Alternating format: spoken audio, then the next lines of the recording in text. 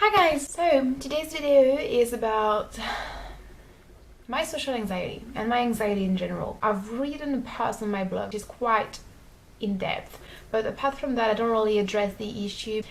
I have been diagnosed with social anxiety and a generalized anxiety kind of disorder. Yeah, it's not kind of a disorder. 2 years ago, a little bit less than 2 years ago, by my therapist and the doctor I was seeing at that time. However, I think I've had this for longer than that. I've always been a very anxious person and a very anxious child, and I was a depressed early teenager. Actually, until I turned like 16, I was not really happy with my life, you know. I was not doing well when you had to be social, talk to people, when I was left alone with something to do. My social anxiety was very present. Like you know, children, they usually sleep at others' places and they go to parties together, birthday parties, whatever, or like to amusement parks. I've never really done any of that because I was really anxious and really worried. It was something that was tiring for me. All kind of social events really made me feel really uncomfortable. Anything basically where when I had to talk to someone or do something that I was not very used to. My generalized anxiety was about like transport. I remember I was really scared and really anxious about taking the train without my mother, even if there was another adult with me from my own family. Grocery shopping sometimes was scary as well. Little things like in primary school, I remember that I wasn't eating at the school cafeteria with my friends. When I had to go back to school for the afternoon, I was so worried because I didn't know where they were, didn't know how long it would take me to find them, what was I going to do if I were to be left alone for what amount of time, whatever. I don't know why it was really centered around my mom. I was scared my mom would not go back, she would have a car accident or she would leave the house, whatever stupid thing would happen. I was really scared and I would have this kind of panic and anxiety peaks, but I didn't know what they were. I had also a very strong personality, which I've always had, you know. I've always been the kind of kid to say no and why. I had strong opinions already about many things, and I would voice them. I guess I've never really understood and admitted that I was an introvert because of this part of me, which is that I really believe strongly into some things and I have really strong values and really strong ideas and opinions and passions. So when you talk about that with me, no matter where I am, I will get really passionate about that, and that would shine through, you know? Because there was this part of me to balance the other part of me. No one really thought of me as being shy or, you know, being timid or being anxious, and also because I hid it very well. This carried on, you know, in middle school and high school. I was still myself. I had, you know, crazy hair, lots of makeup, crazy clothes, and I was still, you know, speaking my mind all the time. But I didn't socialize with anyone really. I remember when I first entered high school, we had this thing when we really had to, basically all of the new students, we went for a weekend to another place and we were sleeping there, all of us, and my very good friend could not come. And you know, we had to talk to all of the students kind of to break the ice and get to know one another. And there was at night something we had to do, like kind of theater, singing, performance, whatever. And I asked the teacher, is it possible for me to not do that because that makes me feel really anxious, really bad? And he said, no, do it, it's fun. And I went on stage and I didn't do anything, and then I almost cried. And the teacher understood, I think, because he apologized at the end. For example, this teacher, from this moment on, every time we had to do something like in public, like, you know, poetry or anything we had to do and speak in front of the class, it was really nice with me. He would usually do it during the breaks, so I didn't have to do it in front of the class. I skipped all of my physical education classes because I felt so freaking anxious. Like, for me, that was literally hell on earth. The minute it was over, when I was not skipping it, the minute it was over, I was like, and I was thinking, oh my god, next week it is starting again. I would think about that all the time, every day, all day long. I would cry, ask for my mom to do something about that, but obviously my mom couldn't do anything about it, so I skipped classes. I wouldn't go to parties. I remember when I had my ex-boyfriend, we went to a party for the New Year's Eve at his friend's place, and he had a huge house full of people, and no one talked to me, and I didn't want to talk to anyone. There was music and everyone was being really loud, and they were my friends though. I had insisted I would never go without my friends, so my friends are invited as well. But I remember I ended up in the bathroom, locked in the bathroom. All these things, it's crazy now that I think about it. It's crazy that it never really occurred to me that there was something kind of wrong, something that I would need help about or for. Let me just say, to make it really simple and kind of brief, all of my, until I went to uni, it was annoying, but not to the point where I had to face it very directly or seriously, but it made me feel really alone, really isolated, different.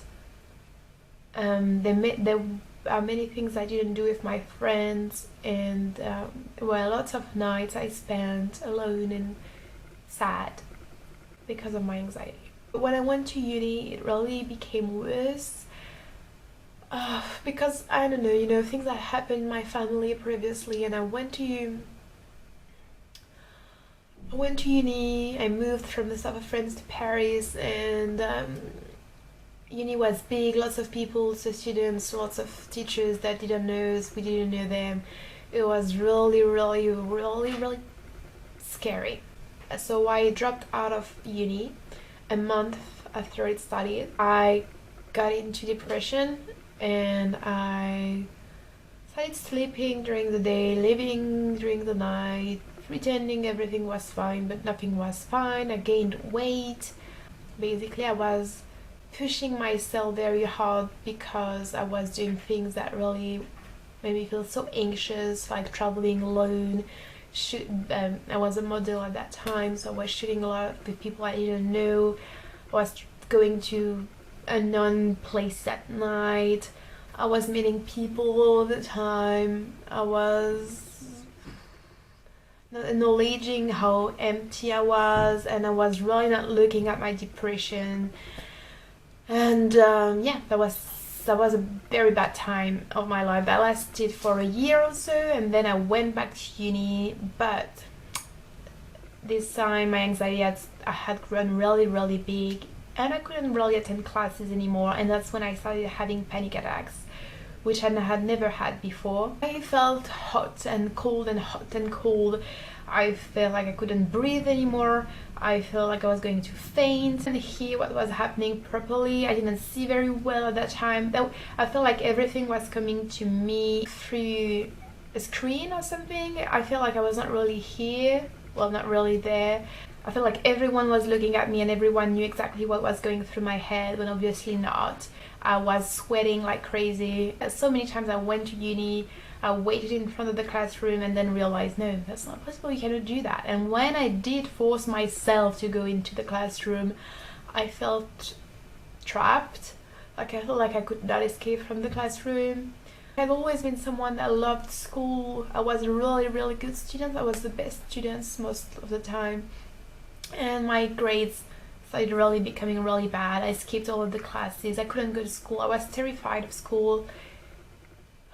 And I've always felt like, because I was a really good student, I put a lot of my worth into my academic results.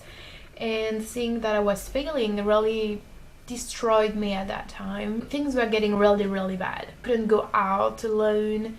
I didn't like being alone. I didn't like being outside either. Some days I would wake up, look through the window and be like, I cannot go out. It felt so dangerous and scary and violent, like the lights, the sound, the people. Sometimes I would go out, obviously, because I had to, and when I was alone in the street, I was sweating, I was feeling scared, I was feeling anxious. I wanted to go back home to feel at peace and safe in my flat. And at the same time, when I was in my flat, though I was feeling safe, I was feeling so ashamed. I didn't open up to anyone about that. It was really obvious, but no one really took notice. Obviously, my parents started to really worry. And I opened up about it to my mom, and my mom told me to go see a therapist, which I did.